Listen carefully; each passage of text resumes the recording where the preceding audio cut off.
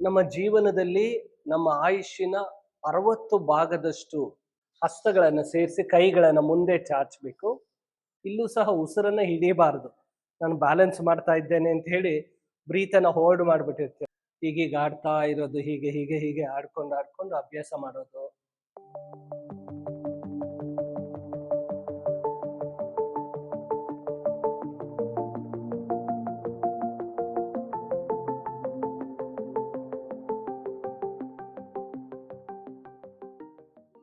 ನಮಸ್ಕಾರ. ರಾಘವೇಂದ್ರ ಯೋಗ ಚಾನಲ್ಗೆ ಆತ್ಮೀಯವಾದ ಸ್ವಾಗತ. ಈ ದಿನದಲ್ಲಿ ತಿಳಿಸ್ಕೊಡ್ತಾ ಇರ್ತಕ್ಕಂಥ ಬಹಳ ಮುಖ್ಯವಾದ ಒಂದು ಯೋಗದ ಭಾಗ ಅಂತಲ್ಲಿ 5 minutes breathing exercise for instant boosting energy. ನಿಮ್ಮ ದೇಹದ ಎನರ್ಜಿಯನ್ನ ಹೆಚ್ಚು ಮಾಡ್ಕೊಳ್ಳಿಕ್ಕೆ ಸಹಕಾರಿಯಾಗ್ತಕ್ಕಂಥ 5 ನಿಮಿಷದ ವಿಶೇಷವಾದಂಥ ಬ್ರೀತಿಂಗ್ ಎಕ್ಸಸೈಸ್ ಅನ್ನ ಅಭ್ಯಾಸ ಮಾಡ್ತಾ ಇದ್ದೀರಾ. ಹೇಗೆ ಅಭ್ಯಾಸ ಮಾಡ್ತಕ್ಕಂಥದ್ದು ಬಹಳ ಮುಖ್ಯವಾದದ್ದು. ನಮ್ಮ ಆಮ್ಲಜನಕದ ಪ್ರಮಾಣ ಎಷ್ಟು ಮುಖ್ಯವಾಗಿರುತ್ತೆ. ನಮ್ಮ ಜೀವನದಲ್ಲಿ ನಮ್ಮ ಆಯುಷ್ಯನ 60 ಭಾಗದಷ್ಟು ಡಿಪೆಂಡ್ ಆಗಿರ್ತಕ್ಕಂಥದ್ದೇ ನಮ್ಮ ಉಸಿರಾಟದ ಮೇಲೆ. ಉಸಿರಾಟದ ಹಂತಗಳನ್ನು ಕ್ರಮಬದ್ಧವಾಗಿ ಅಭ್ಯಾಸ ಮಾಡಿದಾಗ ವಿಶೇಷವಾದಂಥ ಒಂದು ಎನರ್ಜಿಯನ್ನು ಪಡೀತಕ್ಕಂಥದ್ರಲ್ಲಿ ಸಂದೇಹ ಇಲ್ಲ. ಈಗ ಅಭ್ಯಾಸವನ್ನು ನೋಡೋಣ ಬನ್ನಿ. ಮೊದಲನೇದಾಗಿ hands in and out breathing. ಹಸ್ತಗಳನ್ನು ಸೇರಿಸಿ ಕೈಗಳನ್ನು ಮುಂದೆ ಚಾಚಬೇಕು. ಉಸಿರನ್ನು ತೆಗೆದುಕೊಳ್ಳುವಾಗ ನಿಧಾನವಾಗಿ ಕೈಗಳನ್ನು ಹಿಂದೆ ತರಬೇಕು. ಎದೆಯನ್ನು ವಿಸ್ತರಿಸಬೇಕು. ಉಸಿರನ್ನು ಹೊರಬಿಡುವಾಗ ಕೈಗಳನ್ನು ಮುಂದೆ ತರಬೇಕು.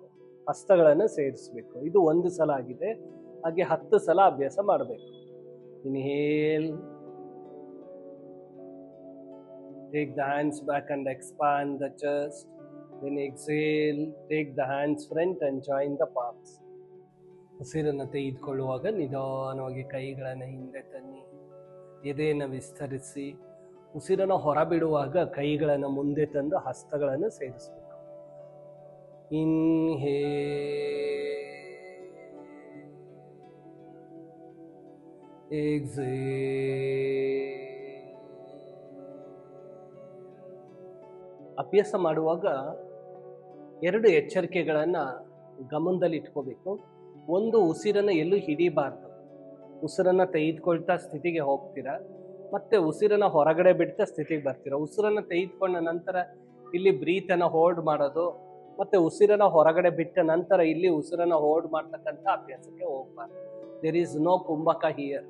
ಇಲ್ಲಿ ಉಸಿರನ್ನು ಹಿಡಿಬಾರ್ದು. ಮತ್ತೆ ಬಲವಂತವಾಗಿ ಶ್ವಾಸಕೋಶಕ್ಕೆ ಹಿಂಸೆ ಕೊಟ್ಟು ಅಭ್ಯಾಸ ಮಾಡಬಾರ್ದು.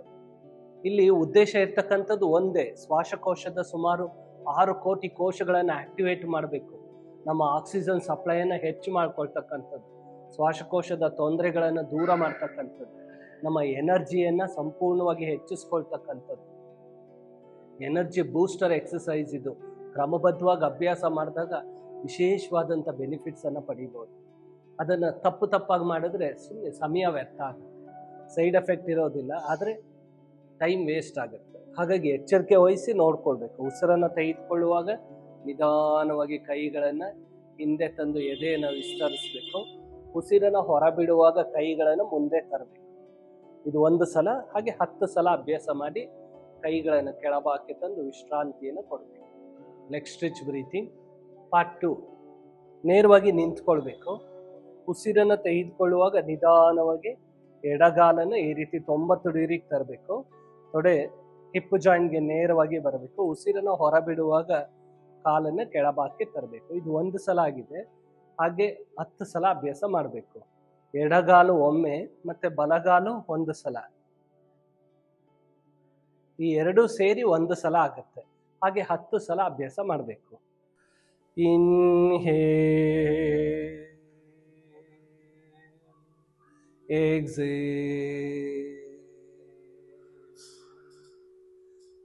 breathe in, breathe out.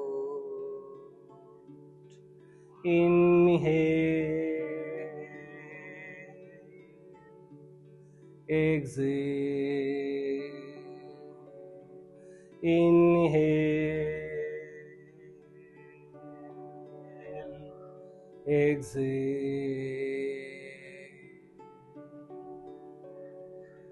ಇಲ್ಲಿ ಮಾಡ್ತಕ್ಕಂಥ ಒಂದು ಮಿಸ್ಟೇಕ್ಸ್ ಅಂದ್ರೆ ಹೀಗೀಗ ಆಡ್ತಾ ಇರೋದು, ಹೀಗೆ ಹೀಗೆ ಹೀಗೆ ಆಡ್ಕೊಂಡು ಅಭ್ಯಾಸ ಮಾಡೋದು ಅಥವಾ ಉಸಿರನ್ನ ಹಿಡಿತಕ್ಕಂಥದ್ದು, ಇದು ನಿಮ್ಮ ರೂಢಿಯಲ್ಲಿ ಬರ್ತಕ್ಕಂಥ ಸಾಧ್ಯತೆ ಇದೆ. ಹಾಗಾಗಿ ಪ್ರಾರಂಭದಲ್ಲಿ ಗೋಡೆ ಸಪೋರ್ಟ್ ಅನ್ನ ತೆಗೆದುಕೊಂಡು ಅಭ್ಯಾಸ ಮಾಡ್ತಕ್ಕಂಥದ್ದು ಬಹಳ ಮುಖ್ಯವಾಗಿರುತ್ತೆ.